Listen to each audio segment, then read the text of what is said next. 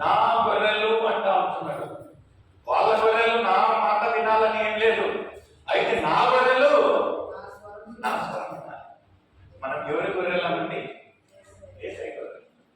ఆయన ఎప్పుడు మనల్ని గుర్తించి నా పిల్లలు, నా బిడ్డలు, నా గొర్రెలు అంటా ఉంటున్నారో మనం ఎవరి స్వరం వినాలంటే యేసయ్య స్వరాన్ని వింటా ఉంటున్నామా అనే ఒక ప్రశ్న నీకు వింటా ఉంటున్నాం, వర్తిస్తా ఉంటున్నామా ఆయన ఒక స్వరాన్ని? ఆయన ఎవరు అనేది తెలుసుకుంటా ఉంటున్నామా లేదా అనేది ఒక ప్రశ్నగా ఉంటున్నది. అదే రీతిగా 22వ ఇంకా మనము సహకరించండి, ధ్యానిస్తాము. సామెతలు 15వ అధ్యాయము 22వ వచనం.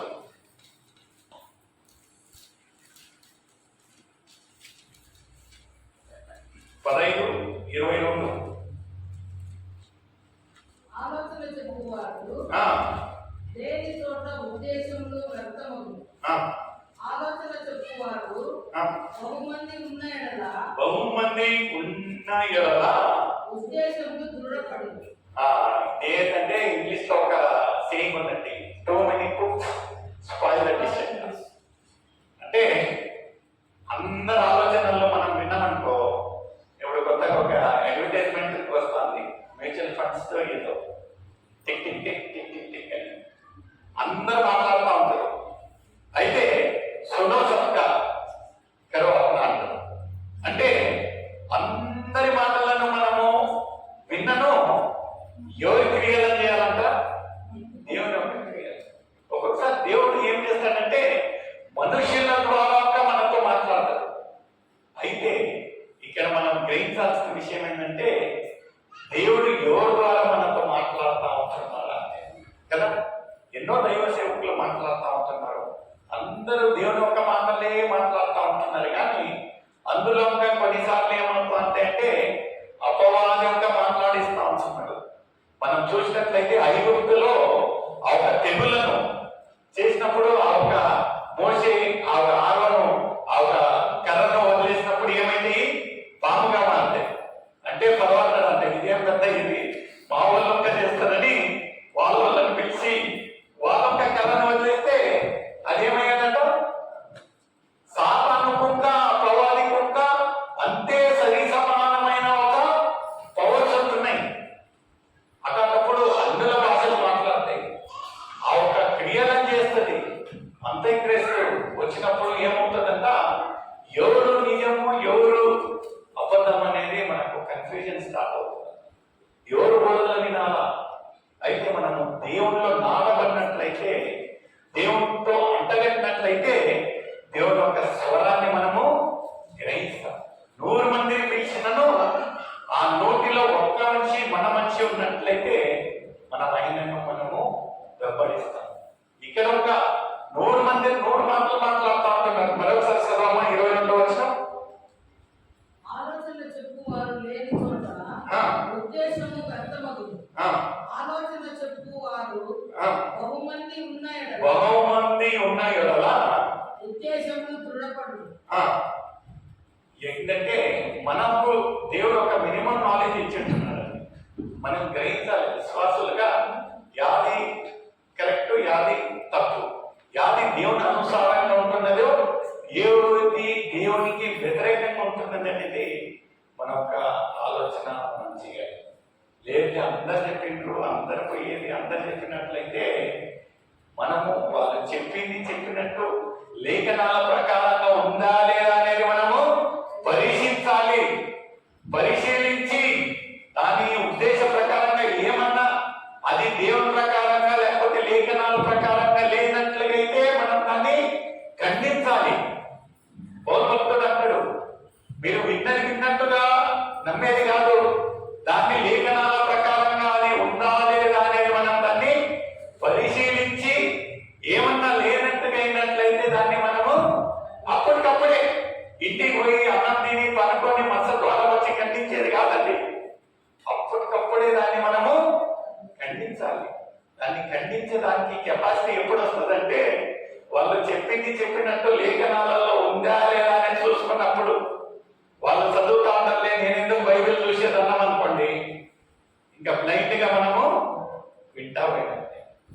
ఇక్కడ ఒక కొన్ని విషయాలు ఎలా ఉంటున్నాయంటే రోమిలకు రాసిన పత్రిక 1-2 చదివి సహకరించండి, నేను ఇంకా ముగిస్తాను.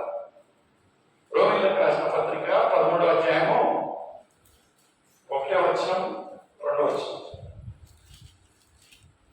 ప్రతి వాడును పై అధికారులకు లోబడి ఉండవలెను.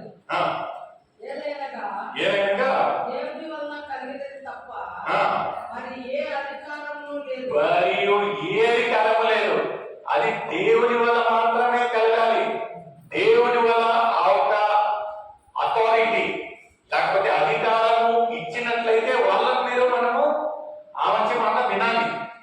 దేవుని వల్ల కాకుండా ఎవరో మన పైన అధికారం చూపించాలని వచ్చినట్లయితే, ఎందుకంటే దానియేలు విషయంలో మనం చూసినట్లయితే దేవుని మొక్కకూడదు అనే ఒక ఆజ్ఞను పాటించుతున్నారు. ఆయన ఏం చేశారంటే ఏదేమైనా నేను దేవుని యొక్క ఆజ్ఞను, ఆయన ఒక ఆజ్ఞను నేను వింటాను, ఆయన నా ఒక అధికారి అన్నట్టుగా ఆ ఒక రాజు దాడి చేసినను ఆయన మాట ఆయన కేర్ చేయకుండా ఇతను మాత్రము ప్రార్థించాడు. ఆ ఒక తర్వాత ఏమైంటుందని మీకు అందరికీ తెలిసిన విషయం. ఆయన తీసుకొని ఎక్కడ వేసింటున్నాడు? ఆ ఒక సింహం పోన్లో. ఆయన ఒక అధికారము ఆయనతో లోపడినందుకు ఆ ఒక సింహం నోళ్ళు ముయ్యబడి ఉంటున్నాయి. నిజంగా ప్రియమైన సోదరి సోదరుడా, ఒక్కొక్కసారి మనకు అనిపిస్తుంది అతను వ్యతిరేకంగా ఈ యొక్క ప్రభుత్వాలలో ఉన్న కొన్ని విషయాలు ఏమని జరుగుతాయంటే వ్యతిరేకంగా, దేవునికి వ్యతిరేకంగా ఆ ఒక ఆలోచనలు ఆ ఒక క్రియలను చెప్తారు. మనం అవన్నీ ఇంటా పోయినామనుకోండి దేవునికి వ్యతిరేకించిన. ఎందుకంటే అధికారమే దేవుడని ఇక్కడ లేఖన స్పష్టంగా చెప్తా ఉంటున్నాయి. ఈ యొక్క కొత్త నిబంధనలు చూసినట్లయితే యేసు ఒక మాటలను ప్రకటించకూడదని ఆయన శిష్యులను ప్రతి ఒక్కలను హతమార్చారండి. ఆయనను వాళ్ళు ఏమన్నా ఉన్నారని గమనా లేదు. ఎలాంటి ఒక విమర్శన వచ్చినను, ఎలాంటి ఒక శోధన వచ్చినను వాళ్ళు దేవుడు చెప్పిన మాట ఏముంటున్నదంటే సర్వలోకానికి వెళ్ళి నా ఒక వాళ్ళు చెప్పారు, యేసు చెప్పారు, మేము విన్నాము, మేము చేస్తాము అంతే. నీకేం చేస్తుందో, నువ్వు ఎంత వ్యతిరేకం చేస్తావు, మమ్మల్ని ఎంత మీరు విమర్శించినను, కొట్టినను, చంపినను, మేము మాత్రము దేవుడు చెప్పిన మాటలను ఒక అధికారం మాకు ఇచ్చి ఉంటున్నాడు, మేము ఆ ఒక క్రియలను చేస్తాం. అలాంటి ఒక గట్టి నమ్మకం. ఎందుకంటే రేపు రోజున ఈ యొక్క ఎలక్షన్స్ జరుగుతాయి. ఆ ఒక ఎలక్షన్స్ ఫలితాంశాలలో మనకు వ్యతిరేకంగా ఉండొచ్చు, మనకు ఫేవరింగ్గా ఉండొచ్చు. అయితే మనకు మన ఒక అధికారము, మనకు అధికారం ఇచ్చే ఒక వ్యక్తి ఎవరంటే వీళ్ళు ఎవరో చెప్పారు, ఏమో చేశారు, మనకు వ్యతిరేకంగా వచ్చినాము, మనము మన ఒక ఆత్మీయ జీవితాలను ఎప్పటికీ మనము కోల్పోలేము. ఎందుకంటే అందరికీ తెలిసిన ఒక విషయం, మనం ఇక్కడ యాత్రికులం మాత్రమే. ఎక్కువ అయితే ఏముంటుందండి, మనలో హతమారుస్తారు, చంపుతారు. ఆ ఒక శిష్యులను చూసినట్లయితే ఒకే ఒక్క శిష్యులు తప్ప అందరినీ హతమార్చారండి, హతసాక్షులుగా కదా. ఎలాంటి చిత్రహింస చేసి చంపుతున్నారు. అయినను వాళ్ళ ఆఖరి క్షణం వరకు వాళ్ళ యొక్క విశ్వాసాన్ని, వాళ్ళ యొక్క సాక్ష్యాన్ని కాపాడుతూ దేవుడు చెప్పిన మాటలను వాళ్ళు చేశారు. విశ్వాసులుగా ఆ రోజు దేవుడు ఏం చెప్పాడో ఈ రోజు ఇంకా మనతో అదే చెప్తా ఉంటున్నాడు. అయితే మనం ఎంత సీరియస్ గా చేస్తా ఉంటున్నాం. ఎందుకంటే అప్పుడు కదా దేవుడు నిన్న నేడు నిరంతరము నేను కాదండి నేను చెప్పేది. అప్పుడు వాళ్ళకి చెప్పారంటే ఈరోజు మనకుంత చెప్తా ఉంటున్నారు, రేపు మనకు వచ్చే ఒక తరానికి ఉంత చెప్తా ఉంటున్నాడు. ఆ రోజున వాళ్ళను ఆయన ఆస్వాదించాలంటే ఈ రోజు మనల్ని ఆస్వాదిస్తా ఉంటున్నాడు, రేపటి రోజున వాళ్ళను ఆస్వాదిస్తా ఉంటున్నాడు. మనము ఈ యొక్క లేఖనాల నుంచి ఒక మాటనైనను మనము తీసివేయలేము. దేవుడు చెప్పినట్టుగా నెరవేర్చి ఒక దేవుణ్ణి మనం సేవిస్తా ఉంటాం. ఎలా ఉంటున్నది మనం ఆత్మ జీవితం. పదే దేవుడు మనతో మాట్లాడుతూ ఉంటున్నాడు. ఏదో రీతిగా ఎవరితోటో మాట్లాడుతూ ఉంటున్నాడు. మనం గ్రహిస్తూ ఉంటున్నామా, దేవుని యొక్క ఉద్దేశాన్ని మనం తెలుసుకుంటా ఉంటున్నామా అనేది ఒక ప్రశ్న నీకు నాకు పెడతా ఉంటున్నాడు. ప్రియమైన సోదరి సోదరుడా, మనము రావడం పోవడము ఏం చెప్పినానో దేవుని ఒక ఉద్దేశము. దేవుని చిత్త ప్రకారంగా అంతా ఉంటే నిజంగా అది దేవుని చిత్త ప్రకారంగా ఉందా లేదా అనేది మనము గ్రహించాల్సిన విషయం. ఎవరో అన్నోడు చెప్పారనుకోండి దేవుని చిత్తం అంటే అది వేరే విషయం. ఎందుకంటే అతనికి ఇక్కడ లేఖనాల గురించి తెలియదు, దేవుని యొక్క ఉద్దేశం తెలియదు, దేవుని యొక్క క్రియల గురించి ఏం తెలియదు. ఆయన చెప్పేదాంట్లో అర్థం ఉంటున్నారు. కానీ ఎవరో మనము విశ్వాసాలుగా లైట్ గా లేదు దేవుని చిత్తము అది ఇది అని చెప్పామనుకోండి అది చాలా హాస్యంగా ఉంటుంది. చూడండి ప్రియమైన సోదరు సోదరుడా, ఎవరికి లేని ఒక తండ్రి దేవుడు నీకు నాకు ఇచ్చుంటున్నాడంటే మనము దేవునితో సమయాన్ని గడపాలి. దేవునితో మాట్లాడేదే కాకుండా దేవుడు మనతో ఏం మాట్లాడుతున్నాడు అనే ఒక ఉద్దేశం వినే చెవులు పెట్టుకున్నట్లయితే ఆత్మీయంగా మనం వెళ్తాం.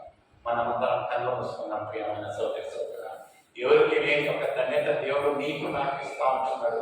నిజంగా దేవా ఈరోజు నీవు నాతో ఏం మాట్లాడబోతూ ఉంటున్నావు రాజా అనే ఒక చెవులను మనము విప్పి దేవా నీవు నాతోటి మాట్లాడు, నీ యొక్క ఉద్దేశం ఏముంటున్నది, నీ యొక్క చిత్తము నా యొక్క జీవితంలో ఏముంటున్నది రాజా అనేది మనం నిజంగా దేవుడిని అడిగినట్లయితే దేవుడు ఆయన యొక్క ఉద్దేశాన్ని ఆయన యొక్క చిత్తాలను మనకు బయలుపరుస్తాడు.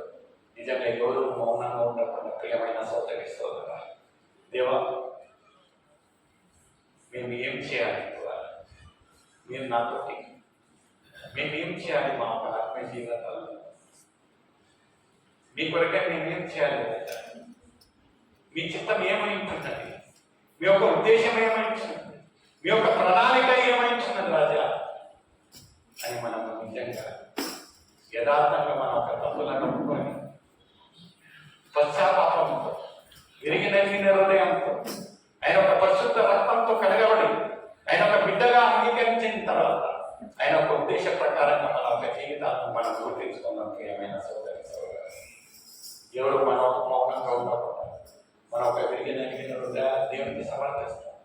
దేవుడు మనతో ఏం మాట్లాడబోతా ఉంటున్నాడు, ఆయన మన ఒక జీవితాలలో ఆయన ఒక ప్రణాళిక ఏమై ఉంటున్నది అనేది మనము గ్రహిస్తాం. ప్రియమైన సోదరు, ఒక రెండు నిమిషాలు మనం ఈ యొక్క లోకాన్ని మరించి మన ఒక క్రియలను మరించి దేవా నీవు నాతో ఏం మాట్లాడబోతా ఉంటున్నావు రాజా.